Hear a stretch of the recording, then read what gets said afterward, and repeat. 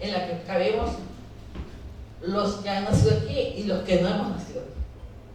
Queremos este país, aunque no hayamos nacido aquí, porque aquí ya tenemos nuestras raíces, tenemos nuestros hijos y tenemos nuestros nietos. No olvidemos que es el futuro de toda nuestra vida. Por favor, lo único que les pido es que sigamos adelante y votemos por Pedro Sánchez este 10 de noviembre. Es nuestra oportunidad seguir y avanzar y construir esta España que necesitamos. Muchas gracias, compañeros.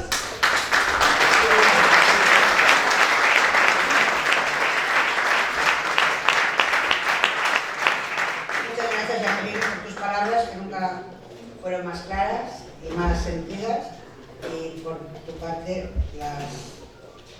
el ejemplo de todo lo que representa. Ahora sí que viene una persona que si es insistente y nunca tira la toalla. Esa es la persona que nos va a hablar ahora. O sea, és aquest català de fa 30 anys. El que passa és que no volia donar-li la paraula encara sense fer una menció a una de les companyes que tenim avui, que també és insistente. Ella, que és la Eva Granados, que és nuestra portavoz en el Parlamento de Cataluña.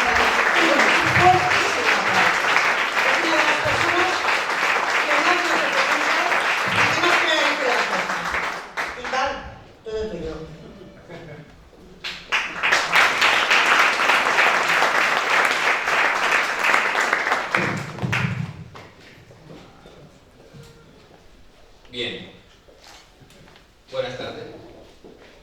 Buenas tardes a todos. Benvinguda la Ministra de Treball y Afers Socials.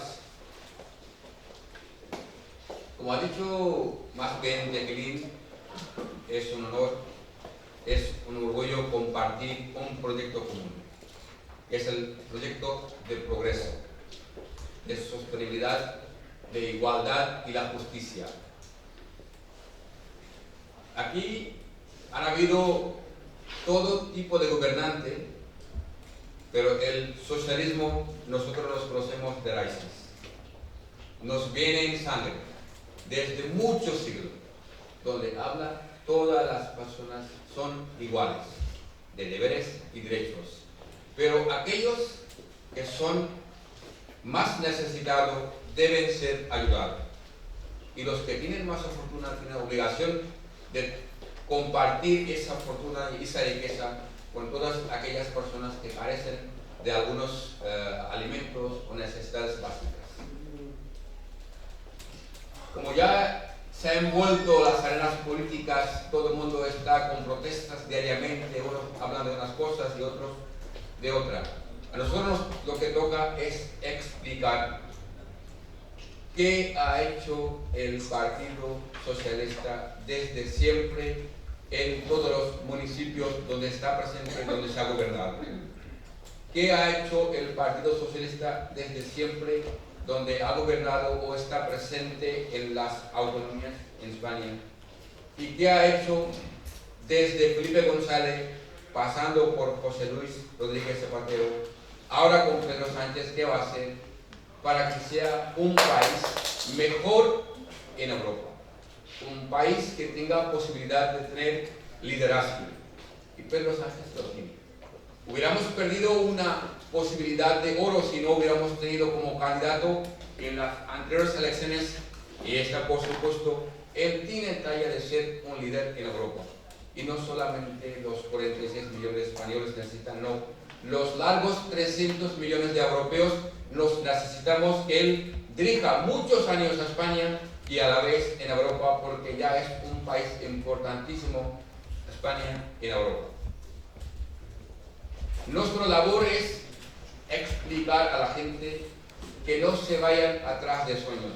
Hay muchos vendedores de sueños, han vendido en últimas 3 elecciones generales y a algunos le ha salido muy bien, pero no le va a salir muy bien para siempre.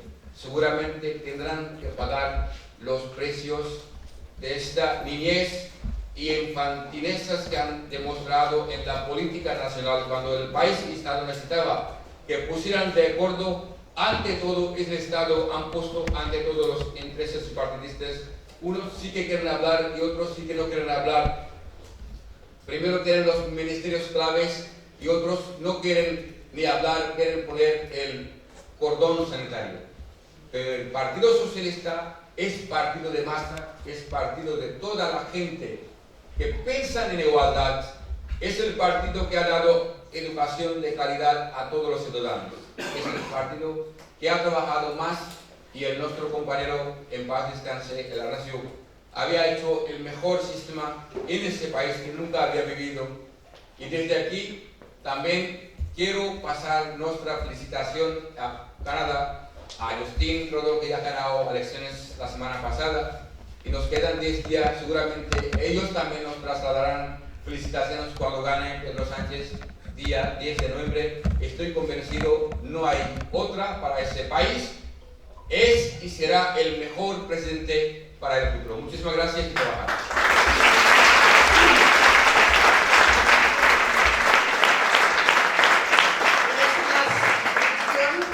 Daré paso a Luisa Moret, que es la alcaldesa de Sant Boi, un honor estar diputada provincial del área del servicio a las personas y responsable de la comisión ejecutiva en temas de igualdad, en políticas de igualdad. Para que dé coloquio, inicio al coloquio que tendrá lugar con Mercè Perea y Magdalena Valerio, a las que les vamos a dar un fuerte aplauso a las tres.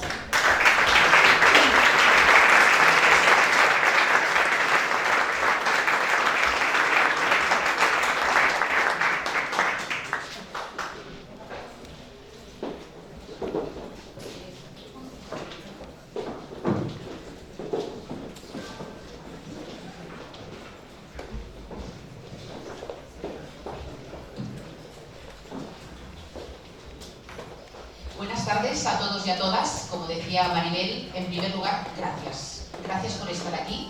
Gracias por haber querido compartir este acto de hoy, este espacio que tiene un objetivo, y lo decía también antes Maribel, compartir reflexiones entre compañeros y compañeras, compartir también propuestas, pero sobre todo compartir un compromiso que necesitamos todos y todas, pero sobre todo necesita este país.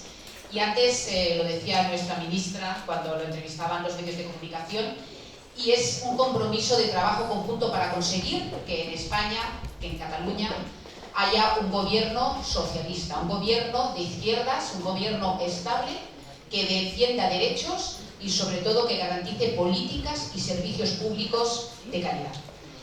Como os decía antes, gracias, y sobre todo también quiero agradecer a las personas que me han precedido, a Jacqueline y a Ibar, gracias por vuestro testimonio, un testimonio lleno de verdad, un testimonio lleno y explicado en primera persona.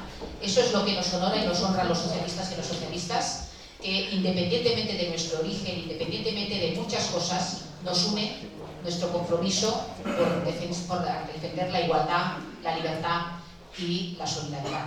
Así, ahí están nuestros tres valores, esos tres valores compartidos y que forman parte de nuestro ideario y de nuestro contenido ideológico de siempre, pero que ahora está más vigente que nunca.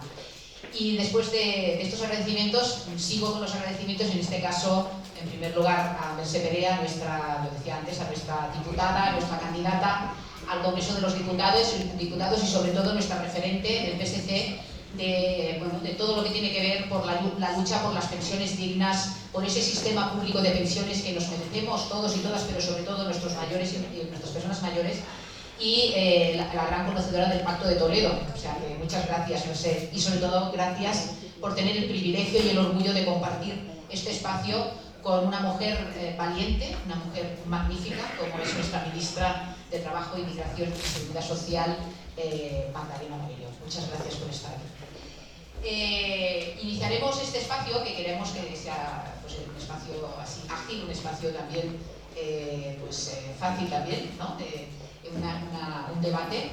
Y yo quería iniciar simplemente introducir este acto recordando que es un acto que organizamos desde el área de igualdad, la área que se creó en el último congreso del Partido Socialista de Cataluña, del PSC, una área, lo dijo en ese momento nuestro primer secretario, Miquel Iceta, que es el corazón del PSC. El área que tiene que ver con las personas, el área que tiene que ver con la defensa de derechos fundamentales y que contempla todo tipo de políticas en este sentido, no solamente la igualdad efectiva entre hombres y mujeres, sino también la igualdad de oportunidades de todos los ciudadanos y ciudadanas, independientemente de sus capacidades o de su origen, o incluso de elementos vinculados con el ciclo de vida. Y hoy estamos aquí en este acto porque organizado desde, y quiero agradecer también a Maribel, que es nuestra secretaria de Ciudadanía, de Cooperación y muchas otras cosas, que ha sido la persona que ha liderado este proceso y esta iniciativa, así que yo creo que se merece un gran aplauso. La tenemos que dar.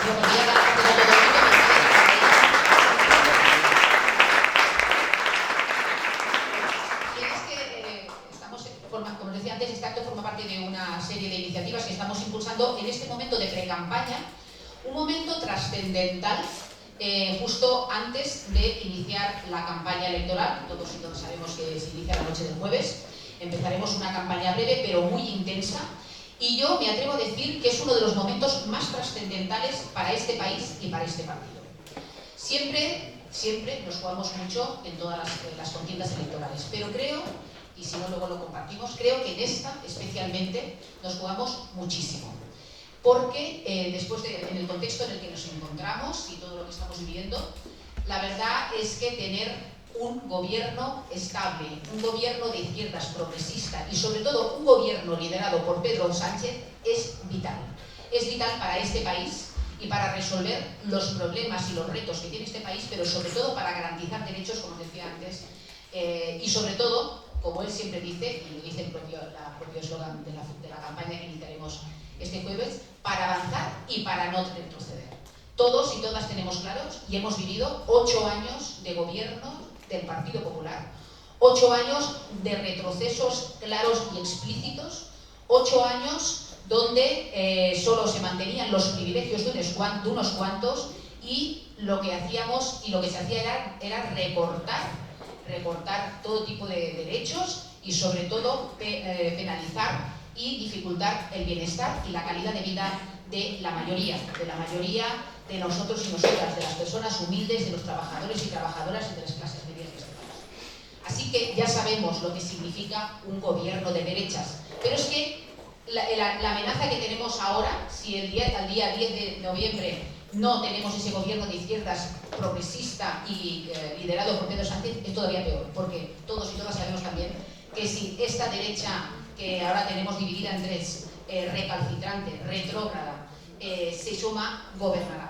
Y volveremos, como decía Pedro, a retroceder muchísimo más. Así que no nos lo podemos permitir, compañeros y compañeras, y por eso tenemos que seguir adelante para conseguir, bueno, pues eso es lo que necesitamos y lo que se merece este país.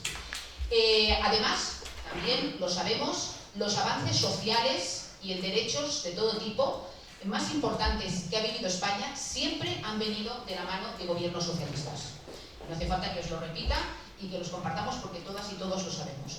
Incluso en este gobierno, este último gobierno de 10 meses, ahora 15, ¿no? En los últimos 5 meses en funciones, pero un gobierno que en 10 meses ha hecho mucho más, ha avanzado y ha tomado decisiones mucho más trascendentales para garantizar derechos y para recuperar este tipo de, bueno, todo tipo de avances que en 8 años del Partido Popular. O sea, 10 meses con decisiones importantísimas. Imaginaros si tuviéramos un gobierno estable durante 4 años.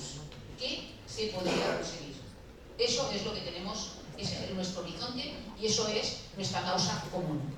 Y yo entiendo muy brevemente en estos avances durante estos 10 meses que han sido como, yo diría, como pistas, ¿no? Que nos ha dado nuestro gobierno, el gobierno liderado por Pedro Sánchez y entre ellas formado por ministros y ministras, y digo más ministros que ministras porque yo creo que uno de los elementos más significativos de este gobierno es dejar claro que el feminismo y que el socialismo es feminista y el socialismo que nosotros defendemos evidentemente va de la mano del feminismo y teníamos el placer de tener el gobierno más feminista de la historia con más mujeres que hombres. Una de esas ministras la tenemos hoy aquí y es bajo su ámbito competencial es donde se han desarrollado yo creo que los avances y las decisiones más importantes, más significativas y que han cambiado más la vida de muchos y muchos españoles y españolas en este breve periodo de 10 meses. Estamos hablando de temas vinculados, por ejemplo, con el plan director del trabajo digno, el trabajo extraordinario que ha hecho la Inspección de Trabajo y Seguridad Social, que solo en 10 meses, o mucho menos, ha conseguido que casi 200.000 contratos irregulares se convirtieran en contratos indefinidos, que también ha conseguido ese trabajo de la inspección reducir la temporalidad y convertir un montón de contratos temporales en contratos indefinidos. Imaginaros en qué poquito tiempo. Luego, por supuesto, la subida del salario del SMI, del salario mínimo interprofesional. ¿Cuántos años se ha reivindicado? Y solo en 10 meses se ha conseguido.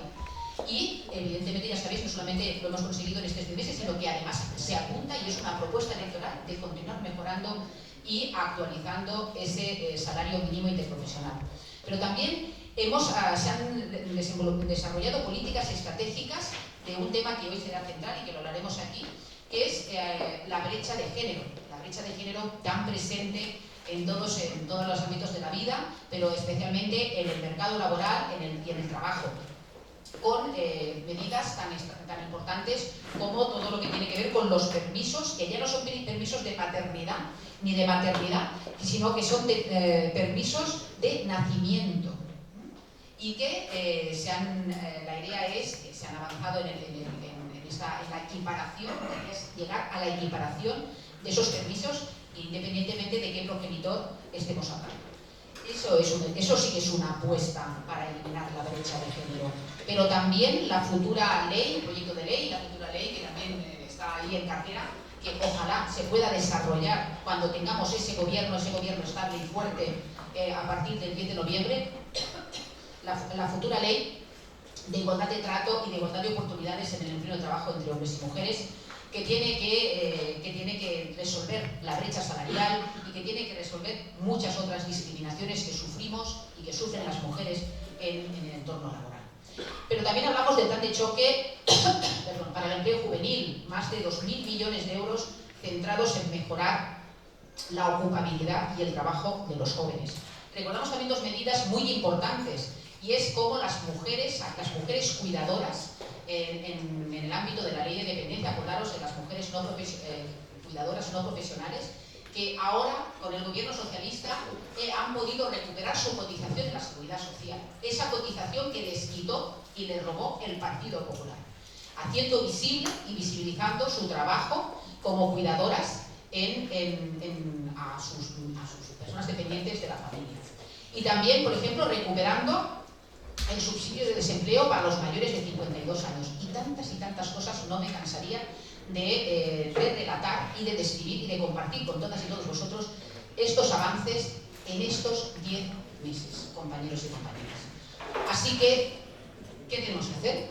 Yo creo que está claro que tenemos que trabajar, que comprometernos, que luchar porque estos avances, estos acuerdos, estas decisiones, estas políticas públicas que se han decidido en los distintos consejos de ministros, viernes a viernes, liderados por Pedro Sánchez, y en las que la ministra que comparte nuestro acto ha tenido un papel relevante, continúa. No podemos vernos aquí. Yo creo que tenemos esa obligación, ese compromiso para luchar, para también en esta campaña desactivar también todo tipo de, ya sabéis que hay muchos comentarios, que hay muchos argumentos en contra. Nosotros vamos a desarticular, tenemos que trabajar en nuestros barrios, en nuestras familias, en nuestros entornos laborales. Tenemos que argumentar y contraargumentar la necesidad y la oportunidad que nos puede brindar para mejorar nuestras vidas, para mejorar nuestro país, un gobierno de izquierdas, un gobierno progresista, un gobierno liderado por Pedro Sánchez. Y yo no me quiero enrollar más porque aquí las protagonistas, evidentemente, es Magdalena y Mercè. Les pasaría a ellas la palabra, creo que a Mercè, ¿no?, que tiene también un guión y además donde pondremos esta tertulia. Evidentemente también he dejado las pensiones, imaginaros que otro tema tan fantástico y tan importante en el que tenemos claro cómo tenemos que recuperar el Pacto de Toledo, cómo tenemos que recuperar una revalorización de las pensiones de acuerdo con el IPC y no la miseria aportada y aportado en aquella reforma unilateral que se saltó el Pacto de Toledo por parte del Partido Popular y lo que hacía era que nuestras personas mayores solo podían revalorizar un 0,25 anual su pensión. Yo creo que eso ya no tiene nombre, aparte de indignidad.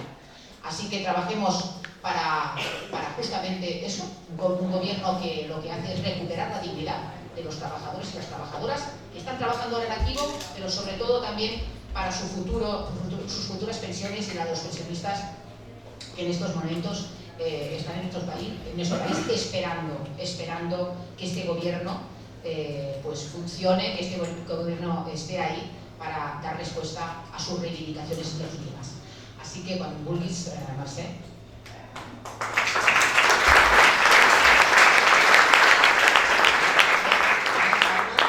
Sí, ¿no? Bueno, yo en primer lugar, aparte de dar las gracias, nos ha costado mucho este acto. No porque no tuviéramos ganas, sino porque siempre había alguna circunstancia que nos lo hacía, ¿no?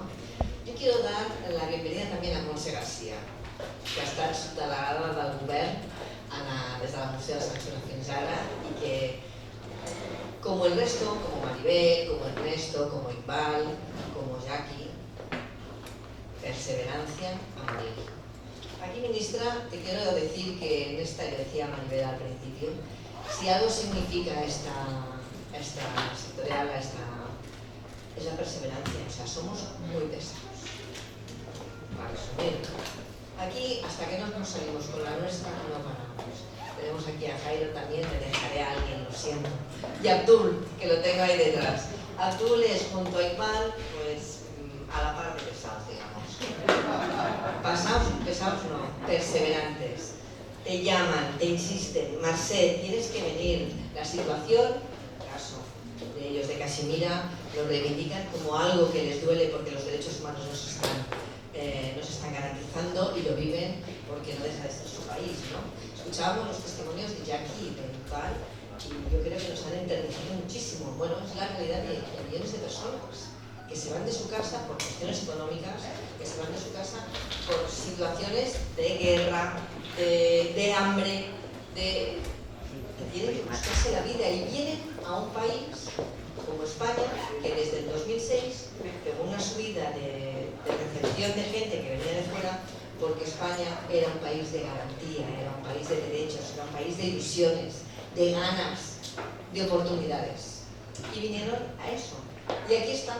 Y Jackie decía, no, yo no me voy, porque mis raíces están aquí. Y de aquí no se mueve nadie. Pero sí quería resaltar el hecho de que la perseverancia es una forma parte de nuestro ADN, ¿no? La perseverancia como el crecernos ante las dificultades.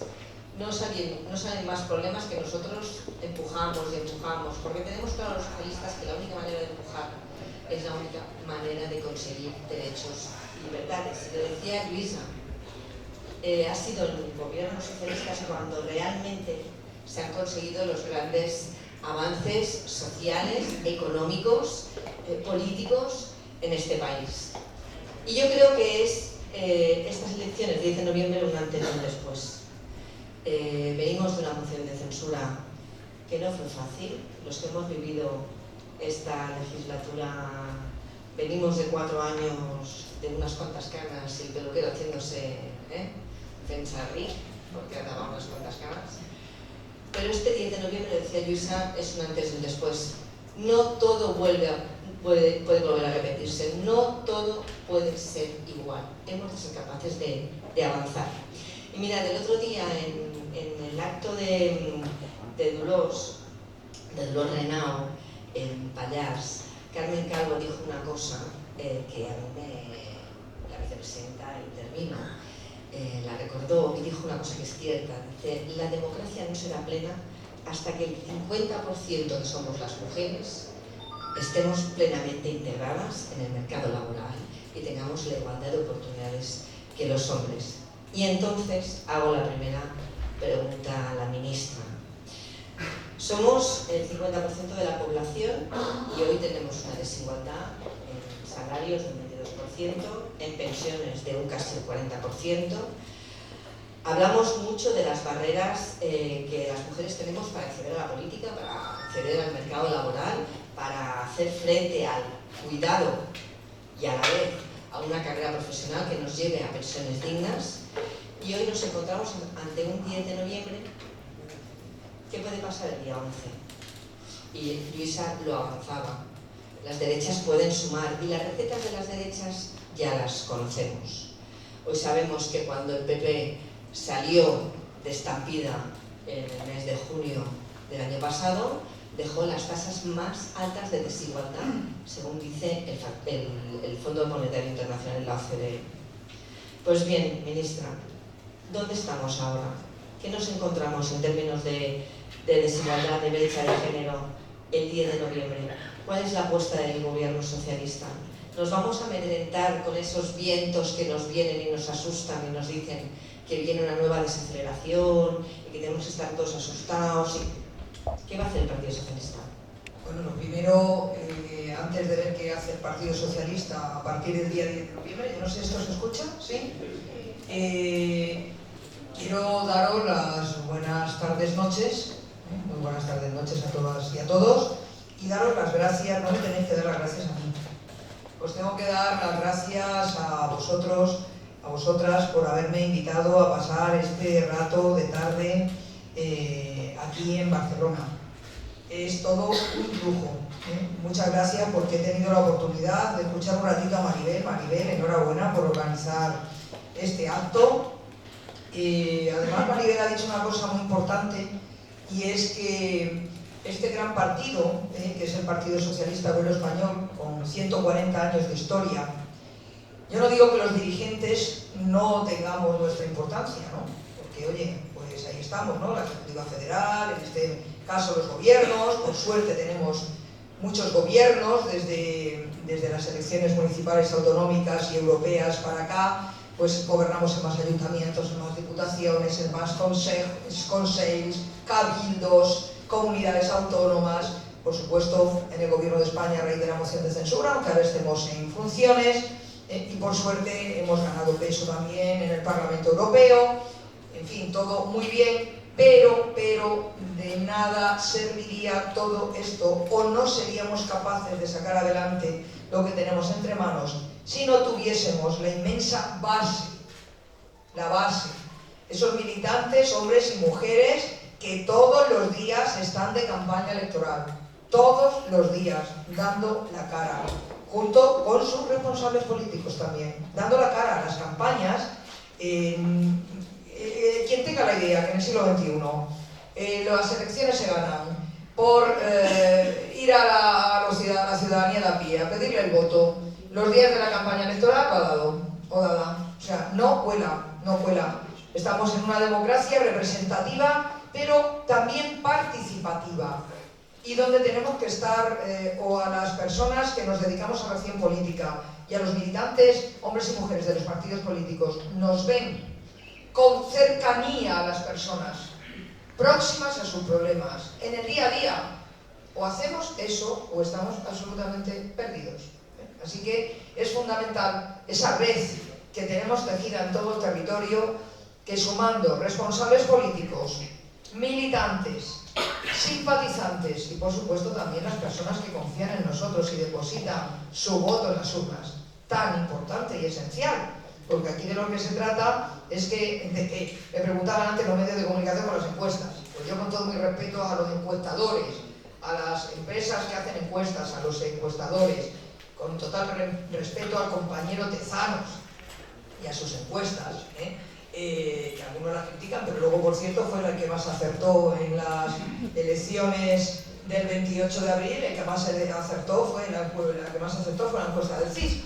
Bueno, pues, como digo, la única encuesta válida es la del día 10 de noviembre, cuando se cierren los colegios electorales y se comience a recontar y se concluya el recuento de los votos que haya en las urnas. Y ahí es donde va a estar la decisión definitiva. Esa es la única encuesta válida. Así que bueno, daros las gracias por la labor que hacéis, Luisa.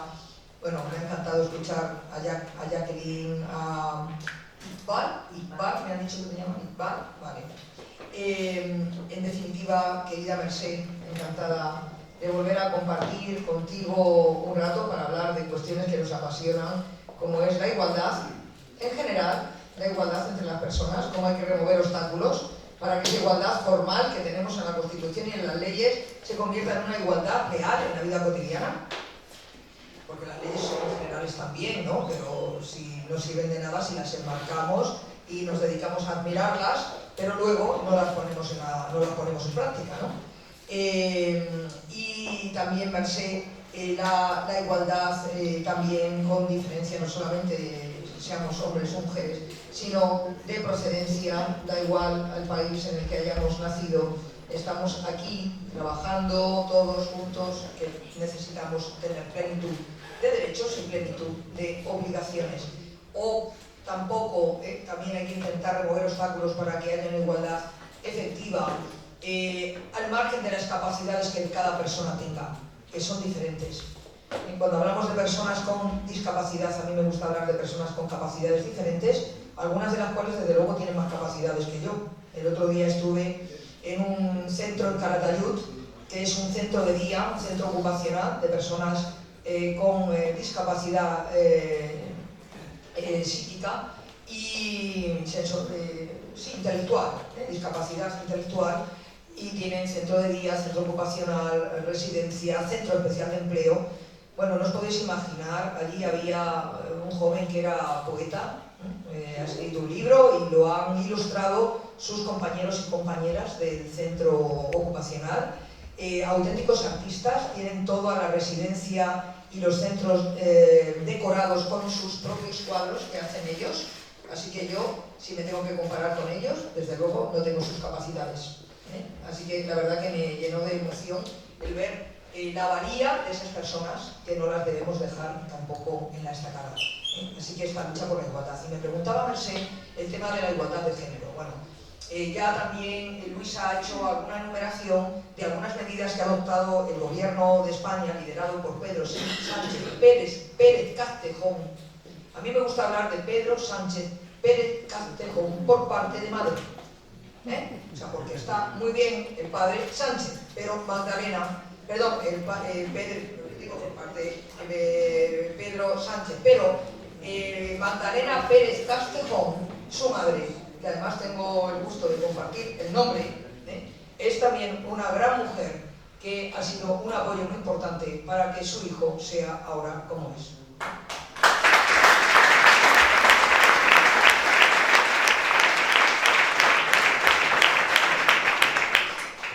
Uno de los objetivos que se planteó este gobierno una vez que prospera esa inesperada moción de censura, ¿no? Porque de todos he sabido, ¿no?, que es la primera vez en los 40 años de democracia, desde la Constitución Española del 78 para acá, en que prospera una moción de censura, y ha habido unas cuantas, no me voy a extender por ahí, ¿no? Pero una vez que prospera la moción de censura, claro, teníamos que gobernar con 84 diputados y diputadas. Y nosotros mismos, cuando empezamos a gobernar, pensábamos que íbamos a poder sacar adelante unas cuantas decisiones que iban a tener influencia e incidencia en tantos millones de personas. No lo podíamos imaginar. Sabíamos que iba a ser muy complicado, porque para sacar adelante cada norma, bueno, las órdenes ministeriales y los reales decretos, como dependen de cada ministerio, eso es más fácil, dentro de que en el Ministerio de Trabajo, Migraciones y Seguridad Social, las cuestiones que sacamos adelante las tenemos que dialogar en la mesa de diálogo social y, a ser posible, acordar. Diálogo, consenso, acuerdo. A veces no conseguimos al 100% el acuerdo, pero por lo menos lo intentamos. Pero es que teníamos muy claro también que, como no teníamos mayoría absoluta, para sacar adelante cualquier norma con rango de ley, leyes hemos podido sacar adelante pocas, porque la mayoría de ellas nos las boicoteaban en la mesa del Congreso y nos paraban la posibilidad de tramitar proyectos de ley. Así que, bueno, pues hemos utilizado una vía, que ha habido algunos que les ha fastidiado mucho, pero que es constitucional, y al que no le guste, pues que intente cambiar la Constitución, que es la vía del Real Decreto Ley, en supuestos de extraordinaria y urgente necesidad. Y sabéis que la derecha nos ha criticado mucho la utilización de la figura del Real Decreto Ley, pero bueno, ¿qué pensaban? ¿Que íbamos a llegar al gobierno después de una moción de censura y nos íbamos a dedicar a silbar? ¿Nos íbamos a dedicar, ¿no?, como algunos dicen, que lo que queremos es llegar a los cargos públicos para tener coche oficial o tener el despacho más grande o incluso poder utilizar el Falcon, que ha sido también muy criticado? Bien, se deben pensar que solamente era para figurar. Pues no. Queríamos llegar al gobierno para cambiar, en la medida de nuestras posibilidades, la realidad de millones de personas a mejor. A mejor, en la medida de nuestras posibilidades. Y sabíamos que era muy difícil, porque era poner de acuerdo a grupos políticos más a la izquierda que el PSOE, bueno, aunque a veces estos que piden el carnet de izquierdismo, ¿no?, que están todo el día a ver quién es más de izquierda, resulta que no les importa quedarse con 0% de logros, porque como parece ser que es muy difícil conseguir el 100%, o consiguen el 100%, o no les importa quedarse con el 0%. Bueno, pues el Partido Socialista Obrero Español, entre el 0% y el 100% quiere el 100%, también, pero si no pueden conseguir el 100%, el 80%,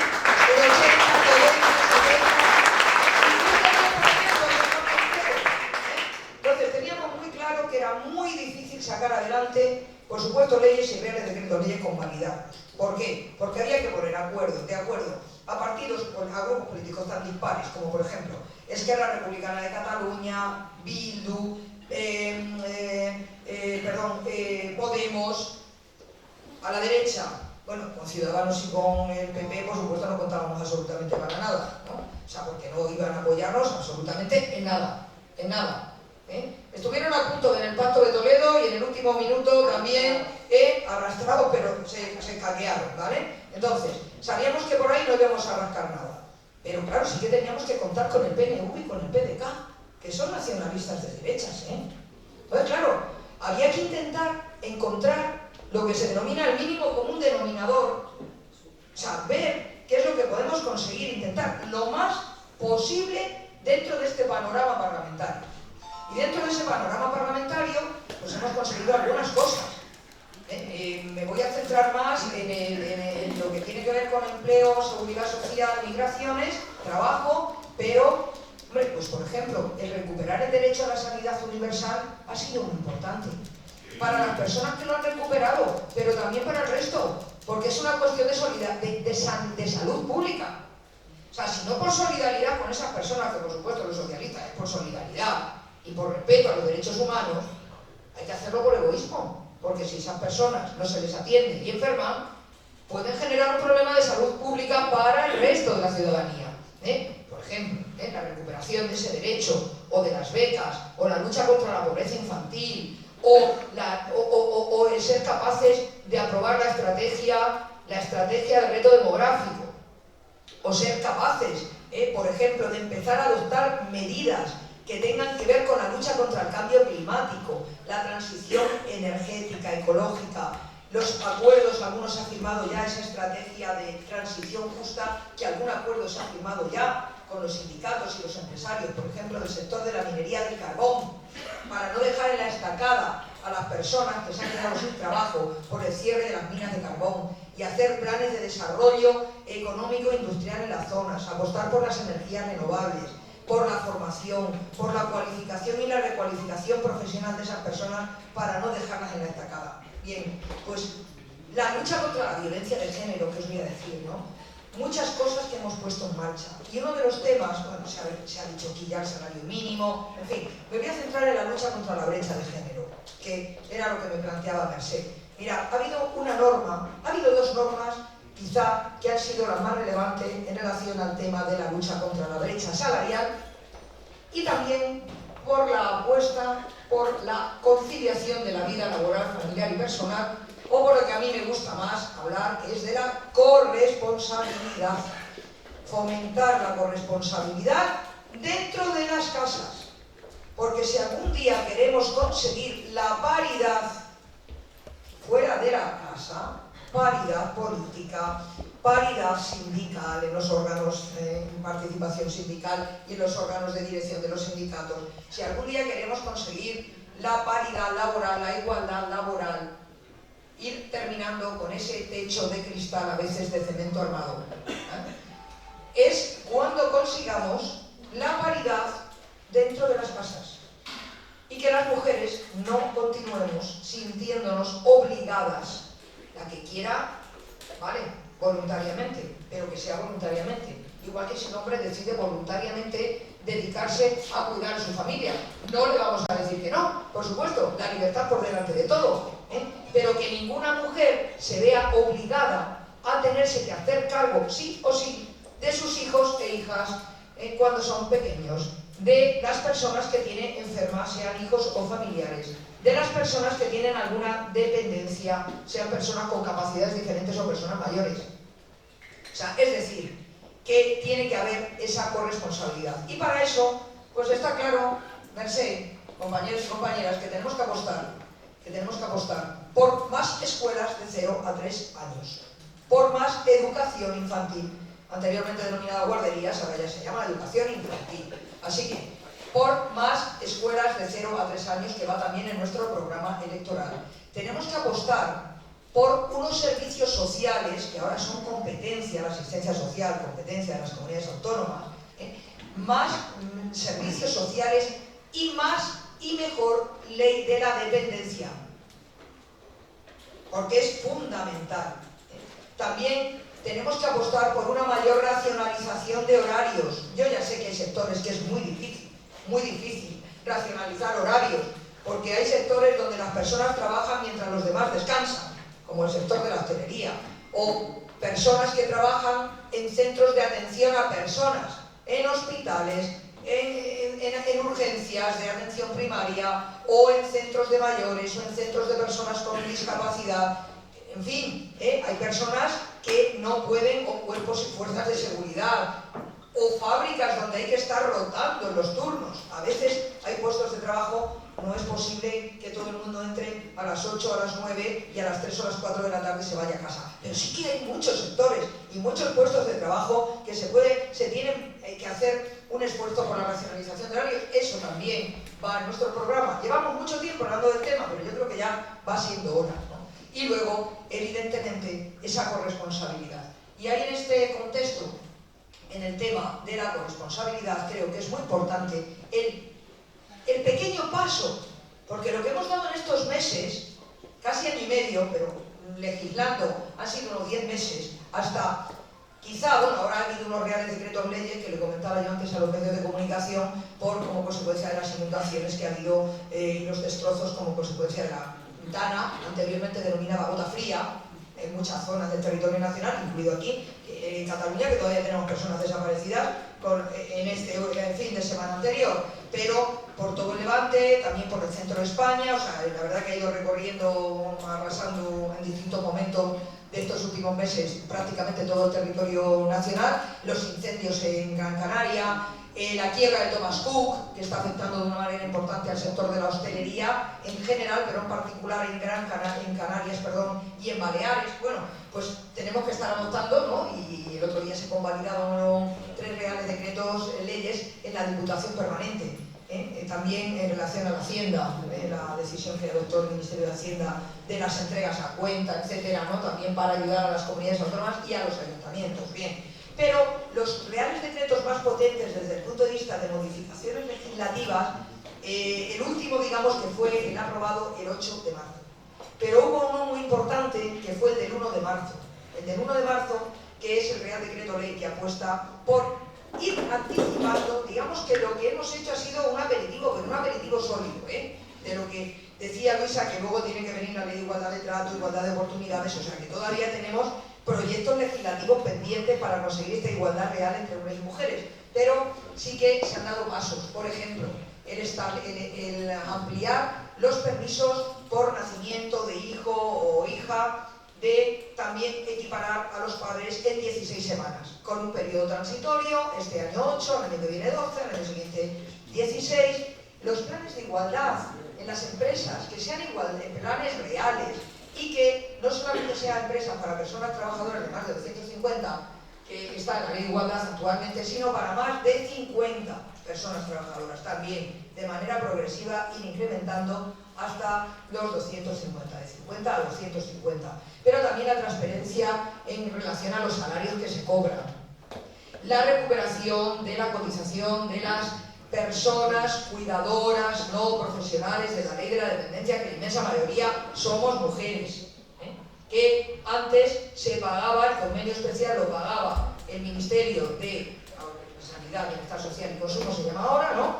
El Partido Popular se lo cargó, pues de 180.000 personas pasaron a estar 7.000-8.000 cotizando por esta situación, y ahora se ha vuelto a recuperar y cotiza el Ministerio, vamos, en lo que es el Bienestar Social del Ministerio de Sanidad, cotiza por estas personas, la inmensa mayoría mujeres. Es decir, que en esta ley se han dado algunos pasos de lo que luego está avanzando, en lo que luego está por venir. Y luego, el tema de la brecha salarial. Yo creo sinceramente que, aunque también ha sido muy criticado por algunos sectores que dicen que íbamos a hacer un daño inmenso a la economía y que se iban a destruir no sé cuántos montones de puestos de trabajo, me estoy refiriendo a la subida del salario mínimo interprofesional. La subida del salario mínimo interprofesional ha beneficiado básica y fundamentalmente a los jóvenes y a las mujeres. Así que esto ha servido también para reducir un poquito la brecha de género, pero evidentemente queda todavía mucho por hacer, Mercé. Y además es que esa brecha de género, lo decía Mercé, en materia de salario, que es el 20 y tantos %, en pensiones es en torno al 35% la brecha, porque en un sistema como el nuestro, contributivo, de reparto, donde las pensiones, no solo las pensiones, los subsidios de desempleo, los subsidios por incapacidad transitoria, bien derivada de enfermedad común o profesional, o accidente laboral o accidente no laboral, por supuesto las pensiones de incapacidad, de invalidez, las pensiones de jubilación, claro, si tienes bases de cotización, sueldos más bajos, bases de cotización más bajas en un sistema contributivo, significa que tienes luego prestaciones más bajas también. Y encima, si las mujeres a lo largo de nuestra vida hemos tenido que abandonar el mercado de trabajo, o no nos hemos incorporado antes al mercado de trabajo, o lo hemos tenido que abandonar para luego retomarlo. Excuso decirlo, las que por ley lo tuvieron que abandonar en su momento. Que es que aquí en este país se nos ha olvidado, pero hubo un momento en que las mujeres, cuando se casaban, tenían que dejar, desde luego si eran funcionarias, tenían que dejar de trabajar. Bueno, aparte de que había que pedir permiso para salir del país, había que pedir permiso al marido o al padre para abrirte una cuenta corriente o para hacer cualquier movimiento económico. Bueno, por suerte no hemos ido avanzando, pero queda todavía muchísimo camino por recorrer. Y como digo, esta subida del salario mínimo interprofesional, la subida también de los salarios en un convenio colectivo, en cuanto a acuerdo nacional, a el ANC, que se firmó el año pasado por los sindicatos empresarios, hay que ir dando esos pasos y removiendo obstáculos para que en algún momento la igualdad real, bueno, los tenía que apuntar para que os hagáis una idea. Como estaba hablando de cosas de los años 70, en verdad, pues traía que un dato. ¿Sabéis cuál era la tasa de actividad femenina en el año 1978, cuando se aprobó la Constitución Española? Pues mirad, la tasa de actividad femenina era un 27,92% y la de hombres un 76,12%. Más de 48 puntos de diferencia. Ahora, pues todavía hay diferencia. Tenemos 11 puntos de diferencia, según la última EPA. La tasa de actividad femenina es el 53,28% y la masculina el 64,46%. ¿Queda camino por recorrer? Sí. Hemos avanzado, pero bueno, todavía nos queda. Ministra, vamos a ver, yo creo que ha quedado claro la brecha salarial donde se produce, pero también hay otra circunstancia, y es que la situación del mercado laboral en España, siendo conscientes de que el barco no se gira a 180 grados, lo cierto es que hemos empezado a caminar. Hubieran sido ideales los presupuestos generales del Estado en 2019, que implicaban nuevos pasos para reducir esa desigualdad, Pero lo cierto es que el mercado laboral español tiene un componente que es determinante y que nos lastra a las mujeres, que es la grave temporalidad, la parcialidad en la gran mayoría no consentida, es decir, no voluntaria, en condiciones laborales precarias, y lo has dicho tú, carreras irregulares que nos acaban lastrando luego no solo las pensiones de jubilación, sino también todo tipo de prestaciones que derivan del sistema y el elevado paro que tenemos todavía, ¿no? Que somos el segundo país con el paro más elevado, en el caso de las mujeres, continúa lastrándonos. ¿Cuál es la propuesta que va a hacer el Partido Socialista en este sentido? Porque, como bien decías, los hay que quieren tocar el cielo de golpe y el tascarazo es gordo. Pero sí que es cierto que tenemos que dar pasos. Se plantea la derogación de la reforma del Partido Popular, que tan lesiva ha sido para estas condiciones, básicamente para las mujeres. Uno de los temas que llevamos en el programa electoral y que seguimos llevando era el derogar los aspectos más lesivos de la reforma laboral del año 2012, que de manera unilateral, con el apoyo de CiU, porque igual que para las pensiones el PP no tuvo ningún apoyo, para la reforma laboral sí que tuvo el apoyo de CiU. Y esto os lo digo para que entendáis, si es posible, porque allá donde voy me lo pregunta Mercé, que por qué no hemos conseguido derogar los aspectos más lesivos de la reforma laboral. Bueno, concretamente comentaros que nos habíamos planteado tocar el tema de la subcontratación, recuperar la primacía del convenio de sector frente al convenio de empresa, recuperar el principio de ultraactividad de los convenios colectivos, es decir, que un convenio colectivo continúa en vigor hasta tanto en cuanto se concluye la negociación del siguiente convenio, para no dejar en el desamparo a las personas trabajadoras afectadas por ese convenio. Luego, cuidado, se han ido ganando sentencias, porque aunque el Partido Popular quitó la ultraactividad, ha habido muchas sentencias que han dicho que las condiciones del convenio que ha concluido pasan a ser condiciones dentro del contrato individual de trabajo. O sea, que luego la jurisprudencia ha puesto un poco de coto y de orden a la reforma laboral que hizo el Partido Popular, ¿no? Con el apoyo de CiU. Y luego también hay otro tema que intentamos en un mismo paquete. Había una proposición de ley que quería regular de una manera distinta, o sea, es decir, limitar la subcontratación, y al hilo de esa proposición de ley, cuando se abrió el plazo de presentación de enmiendas, se presentaron enmiendas, Mercé, como bien sabes, donde se pedía la primacía del convenio del sector frente al de empresa, la recuperación de la otra actividad de los convenios y también que se regulase el registro de jornada para acabar de una vez por todas con el abuso que se estaba produciendo de contratos a tiempo parcial que realmente eran contratos a tiempo completo. Horas extraordinarias realizadas que no se cobran, no se cotiza por ellas, no se compensan en tiempo libre, tantas como que hay en torno a 2,5 millones de horas semanales que no se cobran, no se cotiza por ellas y tampoco se compensan en tiempo. Entonces se estaba tratando, llegó a estar incluso a haber ponencia de estos 4 temas y cada partido iba planteando las enmiendas pertinentes, incluso llegamos a negociar transaccionales. Pero mirad, estábamos ahí, era muy difícil el acuerdo, porque, os digo lo mismo de antes, muy difícil conseguir un mínimo común denominador que votase a favor PDK y PNV, que eran esenciales. Tened en cuenta que PDK es el heredero de CiU y que CiU votó a favor de la reforma laboral del PP, con lo cual ahora teníamos que intentar conseguir que PDK votase en contra de lo que votó en el año 2012, que no es fácil, Pero es que a Podemos todo le parecía poco, todo le parecía poco.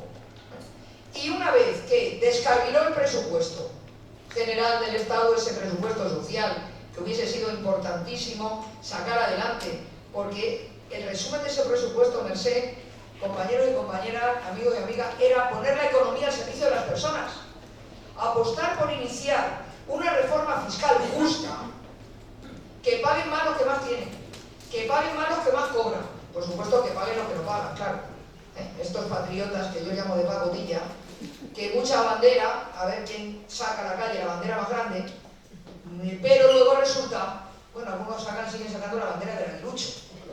Ahí el nietísimo el otro día, ¿no? La bandera del aguilucho también. Pues, como digo, luego no, mucha bandera, pero luego se llevan a expuertas los dineros a los paraísos fiscales. Así que era un presupuesto con una reforma fiscal justa y que apostaba por seguir poniendo la economía al servicio de las personas. Y bueno, pues lo hicieron descarrilar, como bien sabéis, se unieron PP y Ciudadanos a los partidos, a los grupos parlamentarios independentistas y lo hicieron descarrilar. Una vez descarrilado eso, ¿qué pasó? Pues que descarriló también la posibilidad de reformar los aspectos más agresivos de la reforma laboral, como bien sabéis. Porque a algunos todo les parecía mucho y a otros todo les parecía poco. Así que, menos mal que en el Real Decreto Ley de 8 de marzo, aparte de recuperar el subsidio de personas mayores de 52 años que iba en ese presupuesto, en el del 1 de marzo recuperar la cotización de las cuidadoras no profesionales de la ley de la dependencia, en el de 8 de marzo regulamos el registro de jornada.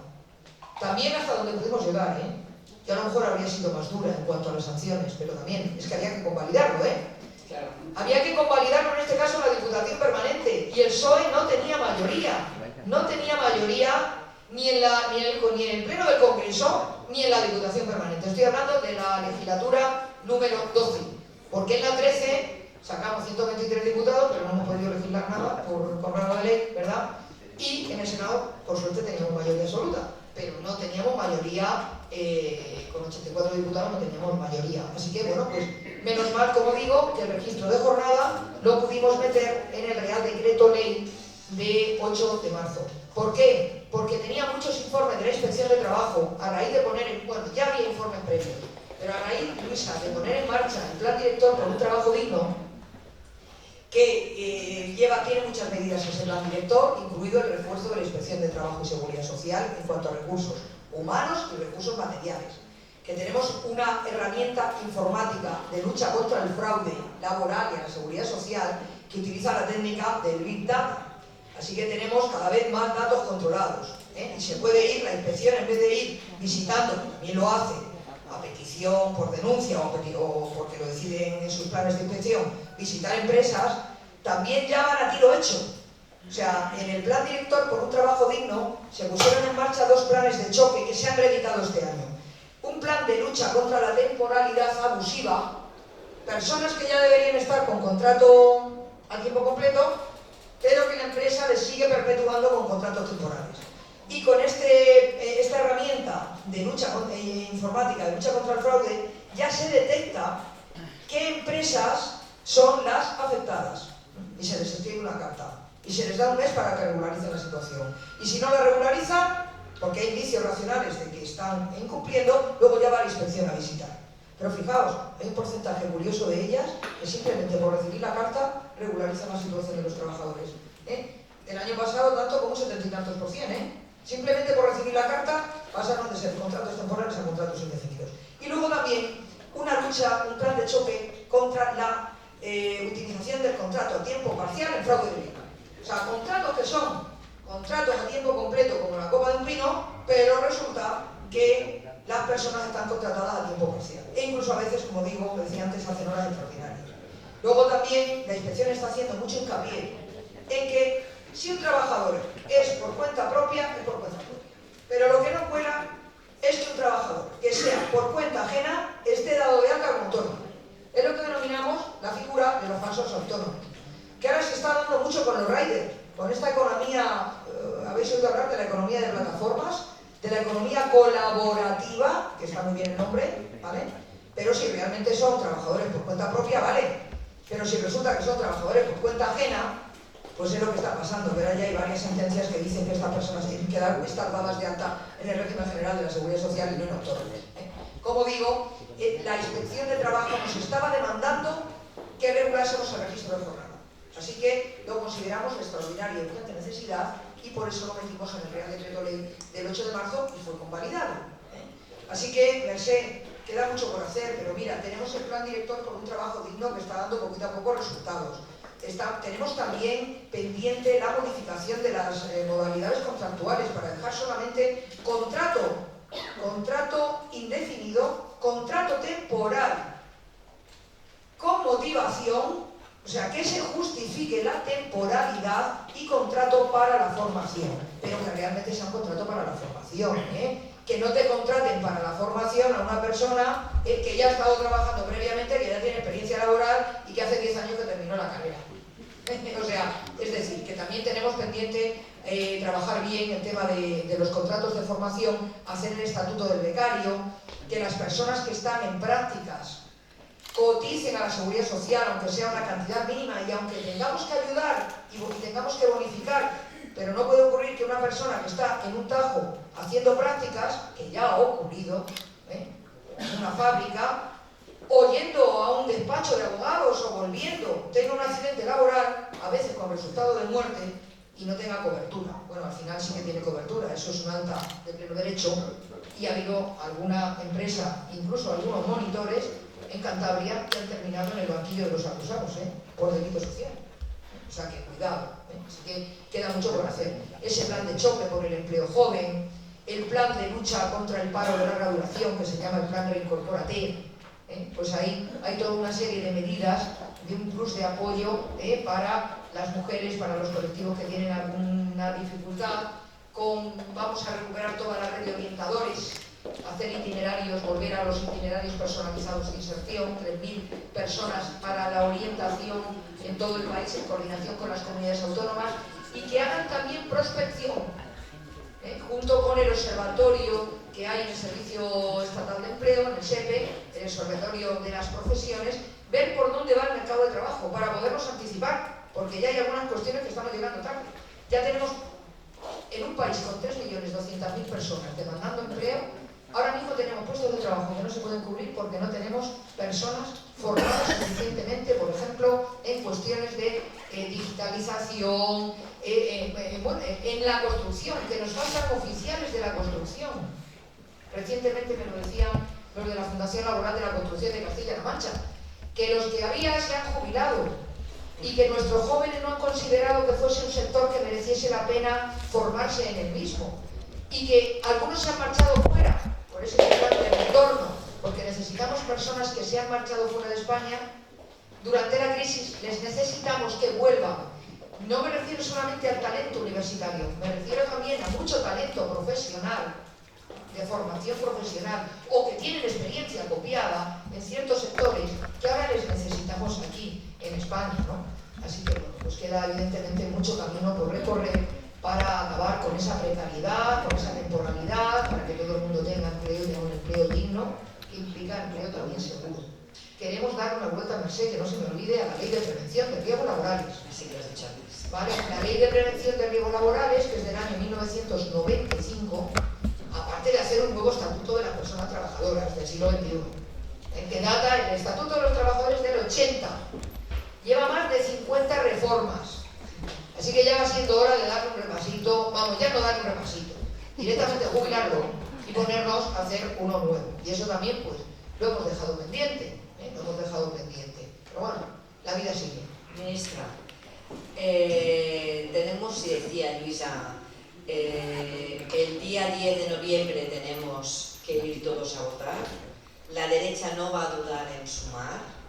Hoy tenemos una derecha que es capaz de desmontar el sistema público de sanidad en Andalucía. Lo hace con total desfachatez. Deja desatendidas plantas enteras de hospitales que no pueden atender a los... Salía ayer una noticia. Y además es una derecha que se apoya en una ultraderecha que criminaliza. Y ya no os pongo de ejemplo. Ayer me quedé muerta en el debate de la 1, que estaba Pepe Zaragoza, el representante de Vox dijo tal cual: el sistema público de pensiones está en bancarrota y lo que tenemos que hacer es acabar con las autonomías para pagar el sistema público de pensiones. No, de una tacada se lo desmontaba todo. Pero lo cierto es que el mensaje que estaba enviando era muy claro. Queremos recentralizar el Estado para decir que vamos a justificar o que vamos a garantizar unas pensiones. Y a mí me gustaría que explicaras un poco todas estas medidas que ha adoptado el El gobierno, evidentemente, con otros grupos parlamentarios, como la subida del salario mínimo, los convenios de cuidadores no profesionales, la subida de las bases de cotización, todas estas medidas que hemos adoptado han supuesto, creo que, un incremento en los ingresos de la Seguridad Social de un 8%. Importante. A mí me gustaría que explicaras qué trascendencia tiene el sistema público de pensiones en nuestro estado del bienestar. Porque a veces nos pensamos que hablamos de las pensiones y hablamos del 0,25 de los abuelos. No, el rollo no es ese. Hablar del sistema público de pensiones es hablar del estado del bienestar. Y a mí me gustaría que explicaras cuál es nuestra propuesta, yo ya me la sé, cuál es nuestra propuesta para hacer sostenible el sistema público de pensiones a corto, medio y largo plazo. Y entonces me dejo una última pregunta, porque como sé que te vas a alargar, pero quiero que la coloques al final. Tanto Vox como Podemos criminalizan el Pacto de Toledo. El Pacto de Toledo, que sabéis que es desde el año 95, en el Congreso de Diputados se crea una comisión para que saquemos del debate político las pensiones, ¿no? Las reformas de las pensiones. Bien. Bueno, pues es curioso que el que se cargó el Pacto de Toledo en el último momentillo fue Podemos, que se sumó PP y Ciudadanos, pero es que Vox quiere hacer lo mismo.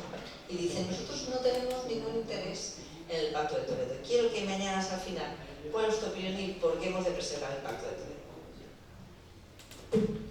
Vale. Bueno, Mercé sabe más que nadie de esto porque ha estado liderando durante todos estos años en el Grupo Parlamentario Socialista la portavocía en el Pacto de Toledo, que además en estos 2 años anteriores, 2 años y medio, ha trabajado un montón.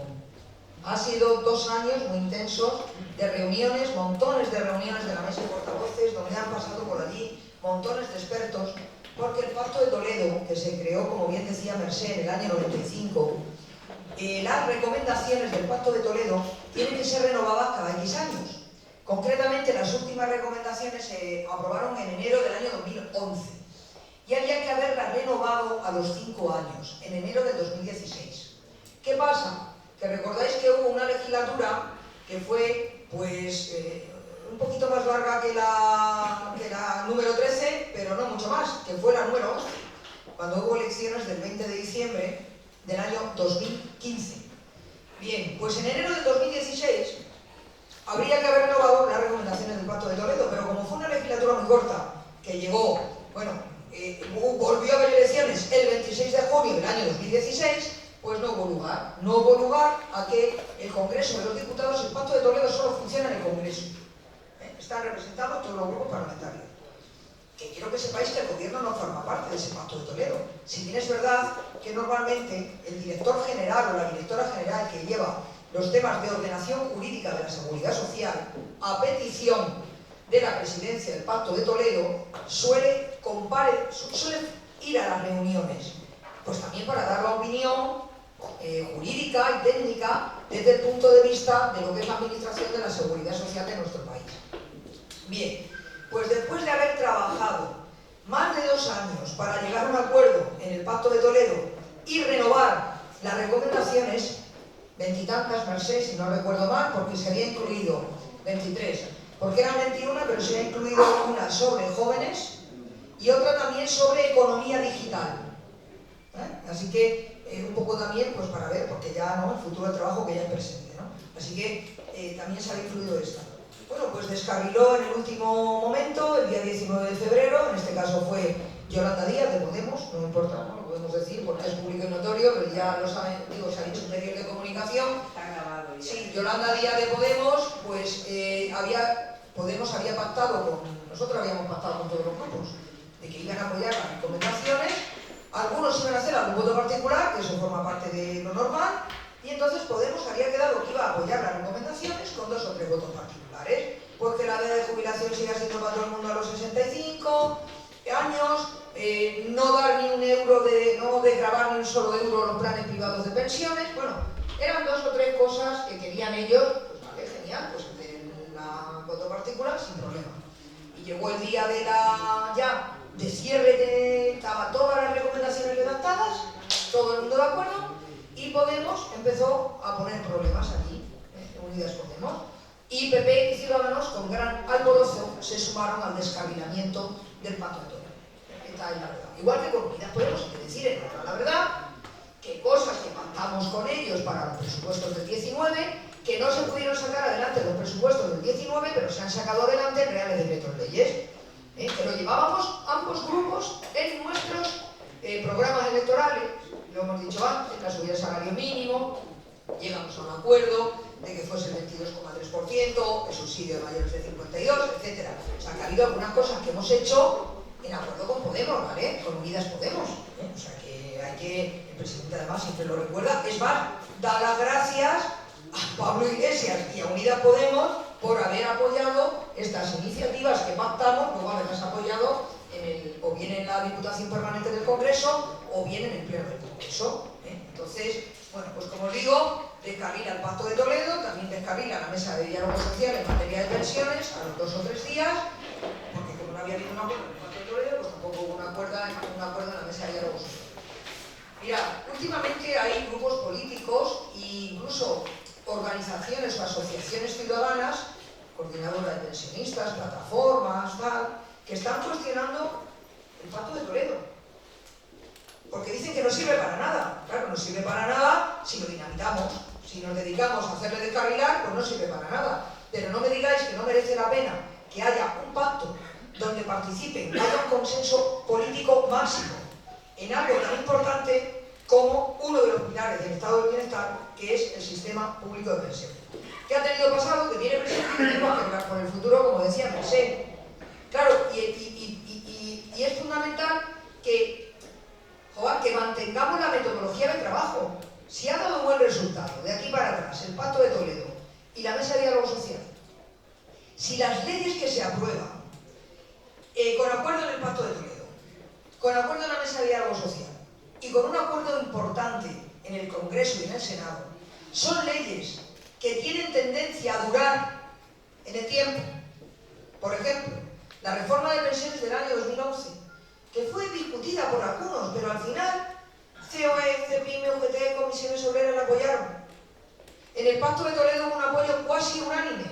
Luego algunos se desmarcaron en el Congreso, porque les pareció, por ejemplo, el PP, pues le pareció que elevar la edad de jubilación a los 67 años, que no era para todo el mundo, para los que tienen carreras largas sigue siendo los 65, pues que le parecía mal.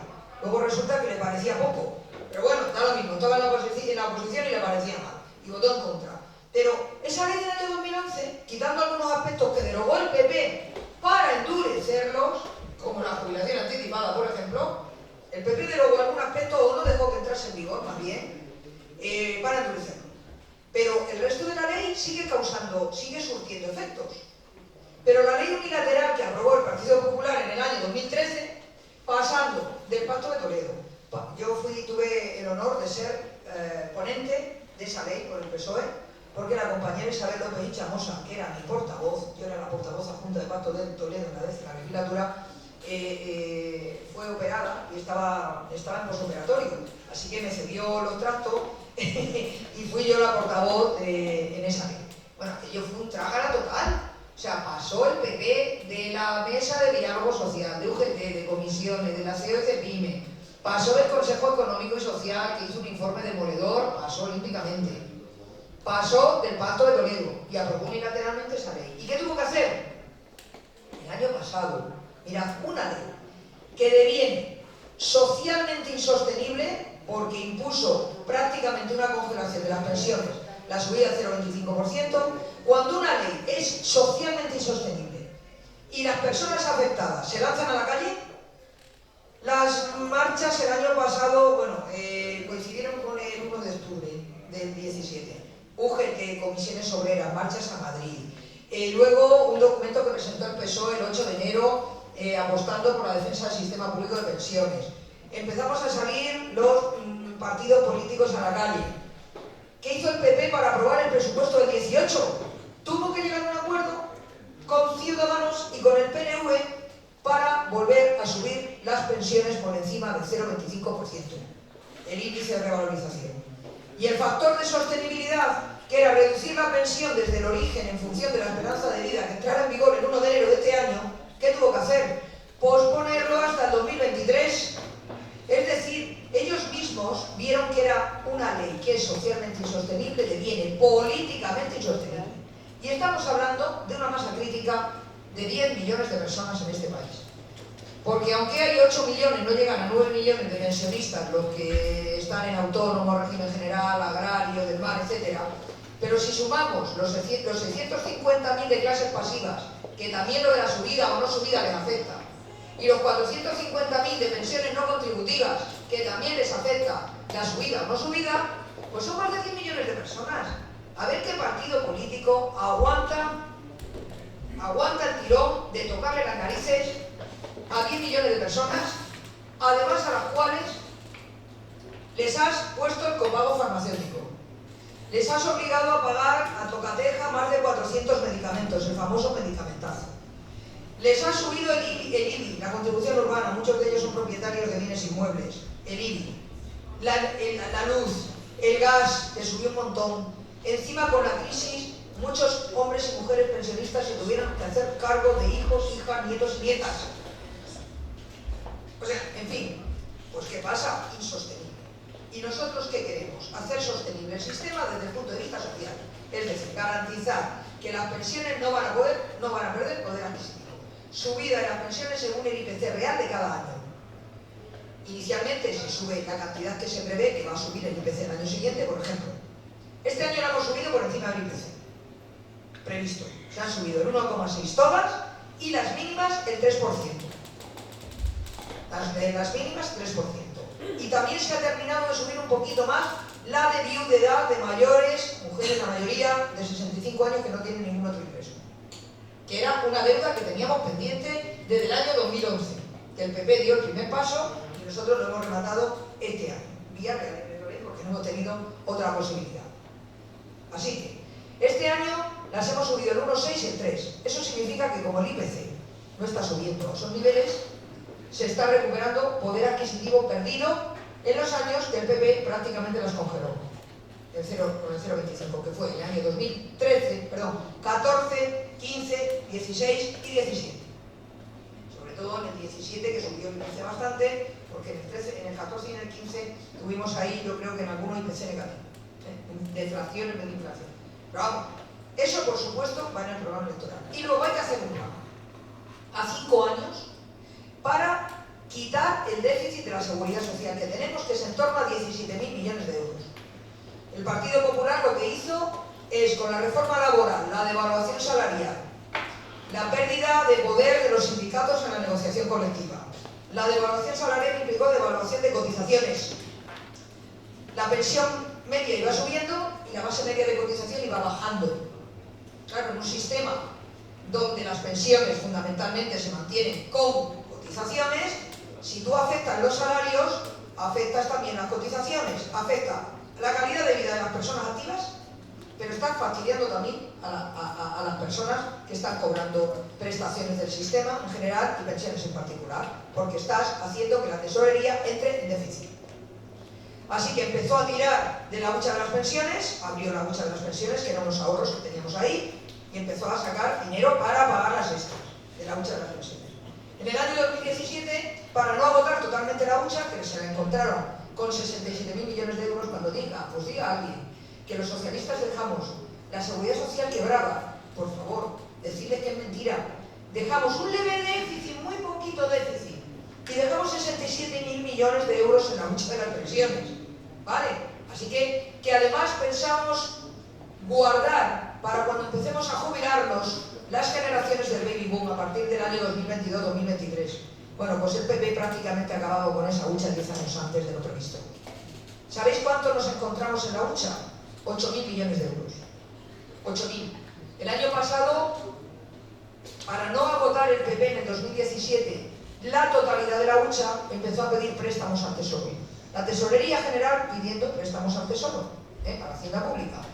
11.000 millones, el año pasado 13.800, este año no hemos podido hacer presupuesto, así que tenemos presupuesto prorrogado el año pasado, así que el otro día, os confieso que me pillé bastante cabreo cuando escuché al señor Casado, con total desfachatez, criticarme y criticar al gobierno del PSOE, porque yo dije que íbamos a tener que volver a sacar algo de dinero del fondo de reserva. El año pasado hubo que sacar 3.000 millones del fondo de reserva, aparte de utilizar el préstamo. Es que si no, no se pagan las extras. Es que no hemos podido hacer un presupuesto. Es que no hemos tenido margen de maniobra para reorientar el transatlántico. Pensé, no hemos tenido margen de maniobra. Así que desgraciadamente tengo que hacer lo que puedo hacer. El año pasado, menos mal que en vez de 5.000 millones, bastó con sacar del fondo de reserva 3.000, porque había previsto, el PP tenía previsto sacar 5.000. Fueron bien las cotizaciones y sacamos solamente 3.000. Y hemos llegado a este año con 5.000. Y el otro día yo dije que como máximo podemos sacar 3.600, porque nosotros respetamos el límite legal del 3% de todos los gastos, que es lo que dice la ley del fondo de reserva. El PP quitó ese límite para poder entrar a saco.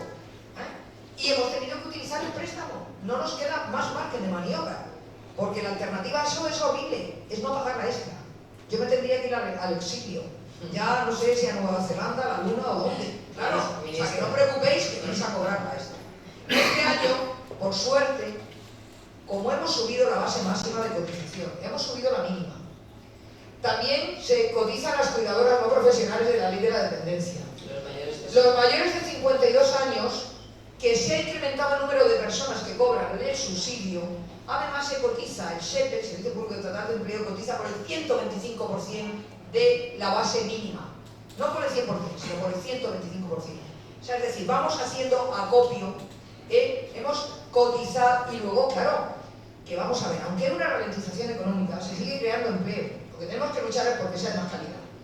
Pero se sigue creando empleo. O sea, si comparamos las personas afiliadas el mes pasado con las del año pasado, hay 400 y pico mil personas afiliadas más a la Seguridad Social. O sea, se sigue creando empleo. Son más personas las que cotizan. Si se van subiendo los salarios en un convenio, sube el salario mínimo, sube la base, etc., eso significa que aunque las prestaciones están subiendo una media de un 5%, las cotizaciones están subiendo entre un 7 y un 8%. ¿Vamos a terminar con el déficit este año? Pues no, aunque suban las cotizaciones, no se puede en un año terminar con el déficit. Para terminar con el déficit tenemos que seguir más empleo, más cotizaciones, más lucha contra el fraude laboral y el fraude a la seguridad social. 100 y pico mil puestos de trabajo de economía sumergida aflorados, 1.300 millones de euros más en los últimos meses. Hay que seguir actuando en la inspección de trabajo, conseguir que afloren el empleo sumergido, que los que trabajan a tiempo completo se cotice a tiempo completo y no a tiempo parcial. En fin, esto es un sumatorio.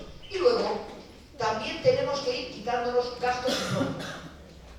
Por ejemplo, los permisos antes denominados de paternidad y maternidad, que es que nos vamos a poner merced. Inmediatamente nos vamos a poner en 3.000 millones de euros al año. ¿Vale? Y algunas cuestiones más. Hay que pagarlo con impuestos. No se deben pagar con cotizaciones.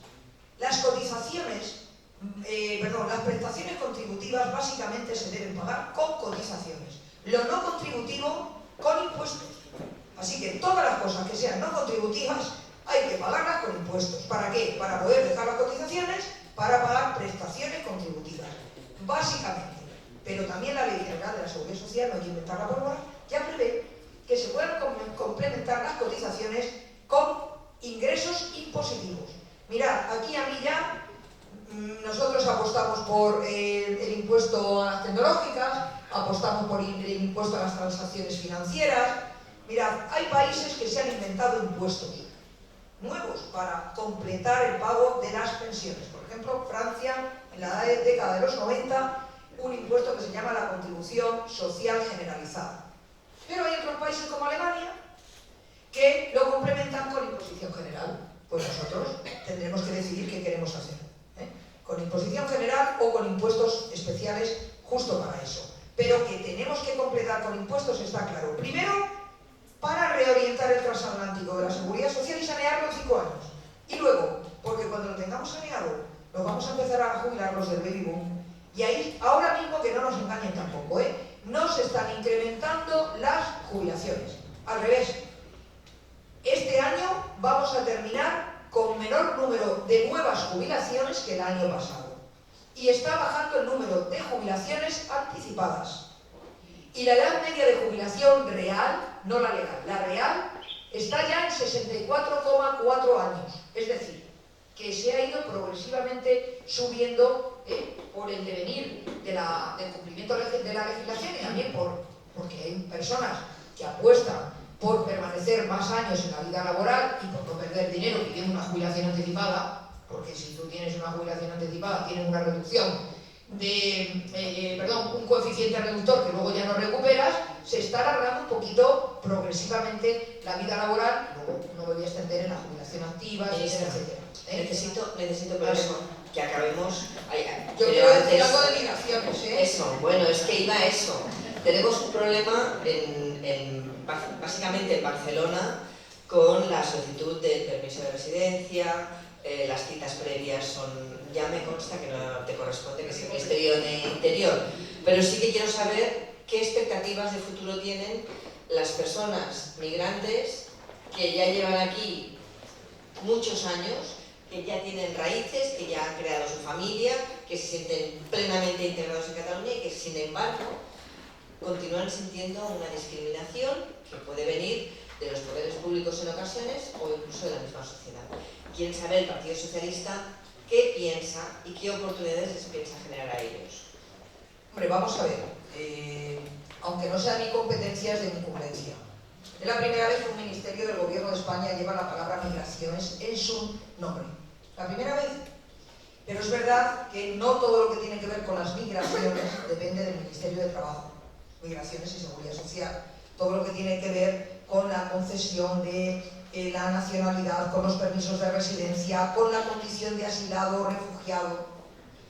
Todo esto son cuestiones que dependen del Ministerio del Interior. Y me consta que hay un cierto retraso, sobre todo personas que han pedido asilo o refugio, hay bastante retraso en la concesión, se está reforzando la plantilla que se dedica a esto en el Ministerio del Interior, pero es verdad que hay una acumulación de solicitudes bastante grande. Luego, también todo lo que es la normativa de nacionalidad, bueno, el voto rogado, no me habéis dicho nada del voto rogado, pero todo esto hay que reformarlo. No hay lugar donde vaya donde no alguien me lo saque. Bueno, pues hay todas estas normas tienen que ver también con el Ministerio de Justicia. O sea, que somos muchos ministerios los que tenemos competencia a nivel salvamento marítimo, fomento, asuntos exteriores, por ejemplo, tiene también que decir en toda esta cuestión. O sea, que somos varios los ministerios, fundamentalmente el Ministerio de Trabajo, o sea, la Secretaría de Estado de Migraciones, nos encargamos de lo que es la atención humanitaria, teniendo como cooperadores necesarios a Cruz Roja y diversas ONGs, todo lo que es la atención humanitaria de personas que llegan por la costa, fundamentalmente por el sur de España, que el año pasado, bueno, o sea, este año va como la mitad de personas que han venido a España por esta vía que el año anterior. Terminamos con 52.000, este año no llevamos 20 y tantas mil personas y necesitan una atención humanitaria, ¿vale? También a las personas que piden asilo o refugio y que están en situación de vulnerabilidad, también tenemos que atenderlas. Así que tenemos centros propios de atención de refugiados, pero también tenemos en colaboración con las ONGs o con Cruz Roja. El año pasado, para que os hagáis una idea, nos encontramos con 2.500 plazas de atención humanitaria. Este año teníamos ya 5.500. Hemos tenido que más que duplicar las plazas de atención humanitaria. Y como ahora no ha habido tanta presión por el sur de llegadas de personas en patera, tenemos plazas vacantes de atención humanitaria para estas personas, ¿no?, que vienen por costa, y tenemos déficit de plazas para asilados, personas que han pedido asilo o refugio. Hace poco llevamos un Real Decreto al Consejo de Ministros para permitir que en estos centros de atención humanitaria puedan venir también personas que están en trámite de concesión o denegación de asilo o refugio, para poder reordenar un poquito mejor el apoyo. Y luego también nos encargamos de lo que denominamos la inmigración regular, ordenada y segura, legal, que es vía contingentes. Hay en ciertas profesiones, en ciertas actividades, que se pone a disposición los puestos vacantes en las oficinas de empleo, y si no se cubren, pues por ejemplo, el contingente que viene a trabajar en los frutos rojos, la fresa entre ellos, a Huelva, que es inmigración circular, ¿no?, que va de ida y vuelta. En nuestro programa electoral que llevamos, pues seguir reforzando todos los servicios que tenemos de atención humanitaria. Apostar por retomar un plan de integración laboral, social, cultural, educativa para personas inmigrantes que existió en los gobiernos de José Luis Rodríguez Zapatero y el Partido Popular se lo cargó. Recuperarlo. Llevábamos 70 millones de euros, que no es mucho, pero algo es algo, en la Ley de Presupuestos Generales de 2019, que descarriló, para retomar estos planes de integración. Apostamos también en coordinación con el Ministerio de Asuntos Exteriores. Todo esto lo coordina además la vicepresidenta. Hemos creado la comisión delegada del Gobierno para Asuntos Migratorios, que el PP no funcionaba en esa época, para que la vicepresidenta nos coordine a todos los departamentos ministeriales que tenemos competencia en esta materia. Y hay que apostar también por apoyar a la inversión y a la formación de las personas en sus países de origen, ¿no?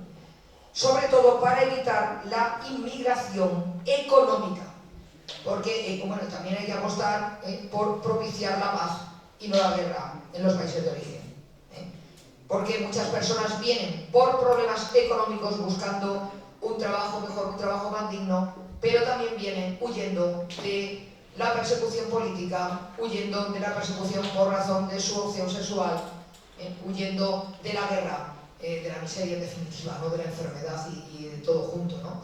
Así que tenemos también que apostar por ese apoyo a los países de origen. Y luego, coordinación de la Unión Europea, que nuestro presidente ha sido pionero en esta visión, porque nosotros somos frontera, España es frontera, es lugar de llegada, pero nosotros no tenemos con nuestros propios recursos, no tenemos recursos suficientes solos si no tenemos apoyo de la Unión Europea, porque se han cerrado otras vías de acceso, por ejemplo Italia, fijaos la política que está haciendo con esta cuestión.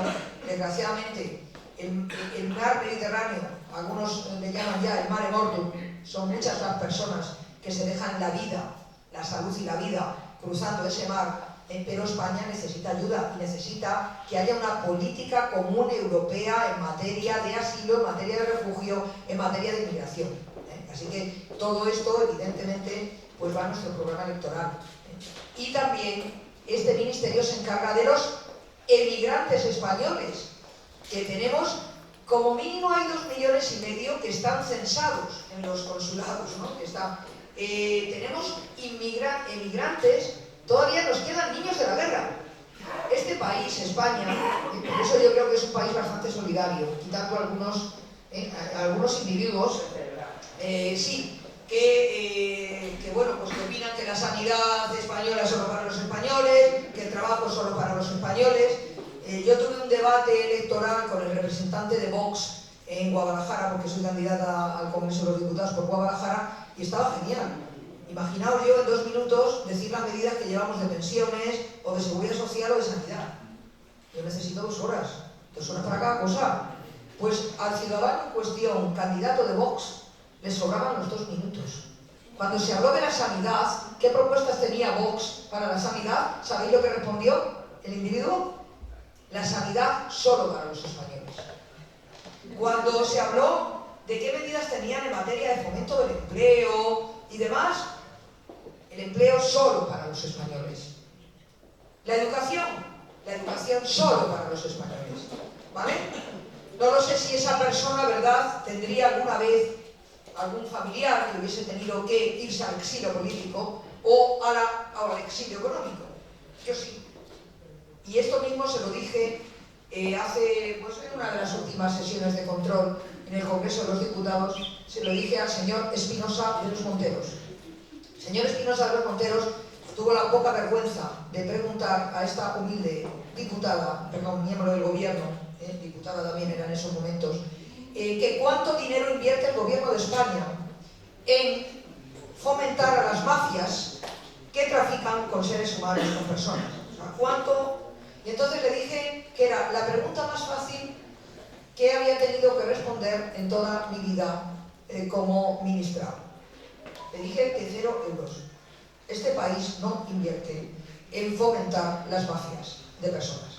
Invierte en dar un tratamiento digno en la medida de nuestras posibilidades a las personas. y le dije que no sabía si él en su familia había tenido algún exiliado político o algún inmigrante o algún emigrante económico. Yo sí. Se lo dije a posta, ¿eh? No sé qué pensó en ese momento, porque es que resulta que su suegro vino de Cuba huyendo de Fidel Castro porque prefería la dictadura de Batista. Y su señora, la señora Monasterio, nació en Cuba. ¿Qué pasa? Que no tenemos ningún problema con los inmigrantes ricos, con los que vienen con pasta no hay ningún problema, ¿verdad?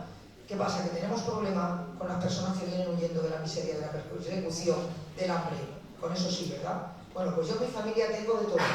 Tengo, en mi pasado, exiliados políticos, 2 que no se exiliaron y que fueron asesinadas, una por comunista y otra por ser hermana de la comunista, y miro a mi primo Alfonso, que está ahí sentado, y a Feli, su mujer. En nuestra familia, ¿verdad, primo? Hemos tenido exiliados políticos. Nuestro tío Pedro Cortés, que se fue a Marruecos, fijaos, a Marruecos, a Casablanca, y allí nacieron sus hijos. Y hemos tenido 2 mujeres que no sabemos dónde están, no sabemos en qué cuneta están o en qué campo. Algunos se han quejado de que se ha exhumado al dictador y ha ido a descansar con su esposa, con la Carmen Polo de Franco. Algunos no sabemos todavía dónde está nuestro familiar, ¿verdad, primo? Y hemos tenido emigrantes económicos, ¿verdad? Tú te tuviste que ir a Alemania. Y nuestros tíos se tuvieron que ir a Alemania. Así que, por eso quizás este es un país, en general, quitando algunos descerebrados, es un país solidario, porque somos un país que también, por desgracia, hemos tenido que practicar el exilio político y el exilio económico. Muchas gracias.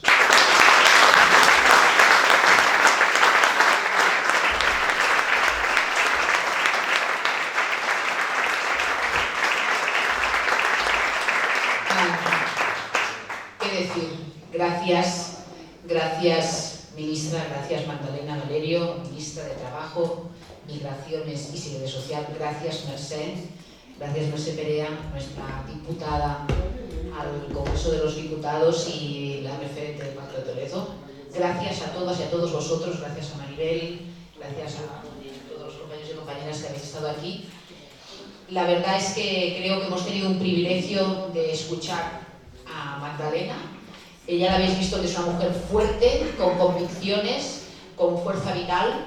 La seguimos necesitando en ese gobierno que va a salir de las elecciones del 10 de noviembre, porque como ella ha dicho también, lo que se ha hecho con 84 diputados y en 10 meses, imaginaros la cantidad de cosas que nos ha anunciado y que tenemos que hacer y que tiene que hacer este gobierno en 4 años y con muchísimos más diputados que vamos a conseguir en esas elecciones del 10 de noviembre. Así que muchas gracias, compañeros y compañeras de la